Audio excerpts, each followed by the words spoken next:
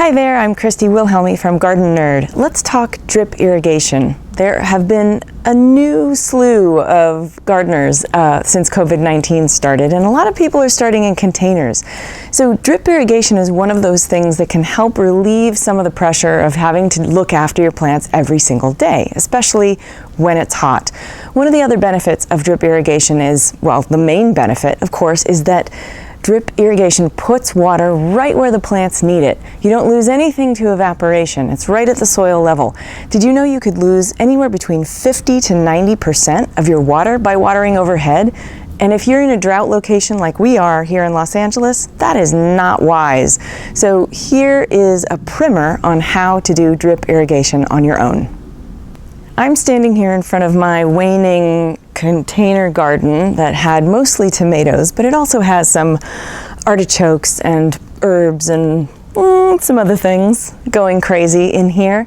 And there are a couple different ways you can do drip irrigation. One, if you have an existing sprinkler system, you can hook up or convert one of your sprinkler heads to drip irrigation and run that through your container garden. But there is a little bit of a problem with that in that pressure for drip tubing is lower than it is for sprinklers. So you may need the help of a plumber or an irrigation specialist to do that kind of conversion and install a pressure reducer at the source so that your drip lines don't blow out. All the connections will blow out if the pressure's too high. What I'm going to show you today is starting from a hose spigot, because that's the easiest way to do it. If you've got a spigot nearby your container garden, this is the easy way to go. And it's least expensive because you don't have to hire anybody. So first of all, you're going to need some kind of a drip timer, a battery operated timer with preferably a display on the front. There are simple units that are lower cost that have two dials on them. One is for duration, one is for frequency, and it just goes on when you push the button, and then it'll go on every 24 or 36 hours or however from that time that you set it. The display is helpful because it tells you when the battery is low, which is something the other ones don't do. And so if your battery dies, you won't know until your plants start dying. So opt up, size up for the one with the display if you can. So this also has two timers, duration and frequency, but you can set the start time as well. That's the benefit of the digital timer. And one end of it hooks up to the hose spigot, and one end of it hooks up to whatever drip you're going to attach.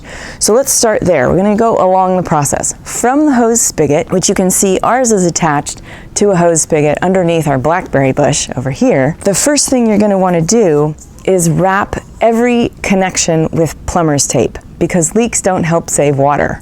So plumber's tape around the hose spigot and the receiving end of your drip timer, and then you're on your way.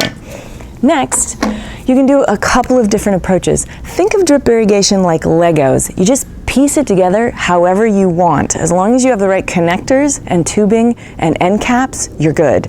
So you can do a number of things. With the garden behind me, I did the following. You take a line of drip tubing that's 1/2 inch drip tubing that has no emitters, meaning no holes in the tubing along the way. And you run this behind your containers all the way, the full length of the container. And then at the end, you put on this end cap, and it squeezes onto the end like this. And the cool thing about it is that it has a screw on the end that you can undo to flush the line if it gets clogged. Very cool thing. So first, that's step number one. Step number two, you're going to need a couple of things. A hole punch. This is a little hole punch available for a couple of bucks at the hardware store.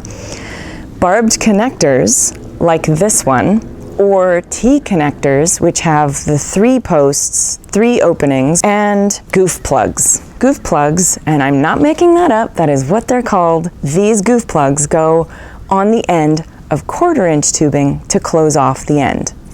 All right, there are all kinds of other things that you can do as well, but I'm gonna get to that later. Once you get your main line set up, and you've decided where you want your next line to go to each container, use your hole punch and insert a barbed connector into the main line of tubing, and then you're going to do one of two things. And they're all tangled. Okay. Should have prepped this ahead of time. Okay, the first option is to use 1/4-inch tubing that has no emitters, meaning no holes along this. You plug one end into your barbed connector, and the other end goes up into your pot, and you can either attach a bubbler like this, which has an adjustable fountain head on it, so you can throw a spray that's very narrow or just dribbles, or wider to cover the whole area. Or you can put on any number of other bubblers that just sit there and release water into the plant. So that's option number one. If you have a lot of plants that are really, really close together, you can do the second option, which is taking 1/4-inch tubing that has 6-inch emitters or 12-inch emitters, meaning holes every 6 or 12 inches. You can see there's a rise in the tubing that's where the emitters are. There are little holes every 6 inches, and that's where the water comes out. So if your plants are all right up against one another, you can just run one long line, coiling it through all of your containers, and put an end cap on the end, and you're done. So those are the two ways I apply drip irrigation to the garden right behind me. There are a bunch of other ways you can do it. For example, if you wanted to use something bigger, like 1/2-inch tubing all the way through your garden, you can insert these T connectors for 1/2-inch tubing as well. Or corners. It's just Legos, folks, just piece it together. So those are the basics. Now, if you have only one hose spigot that you need to have a hose attached to, and you can't sacrifice it to drip irrigation, you can install a splitter like this. And the splitter attaches to the spigot like this, and then your hose would be on one and your drip tubing lines would be on this one. The thing you need to remember is you always have to leave the spigot on. These valves here are the things that will allow the flow to the hose or not. So you keep the one to the hose off all the time, which means across, you want to have it perpendicular to this area here. And then your drip irrigation would be on all the time, because the timer that's going to be attached right here, like this, will turn on. But if the hose is off, no water will flow. Okay, does that make sense? Hope so. A couple extra things to know about drip irrigation. If you live in a place that gets frost or snow, you want to bring it in for the winter. Otherwise, it becomes brittle and can crack. But if you live in a warm winter climate like we do here, you can leave it running all year long. Also, if you have your container right next to your hose spigot, you don't even need to run that line behind the containers. You can just use an adapter like this, which goes from a hose end to a 1/4-inch, and attach your 1/4-inch tubing right to the hose directly. So you don't have to, you can skip all of those other steps. If you need more information, like calculating how many pounds per square inch and pressure and all of that stuff, check out Gardening for Geeks, because that has formulas for you to follow.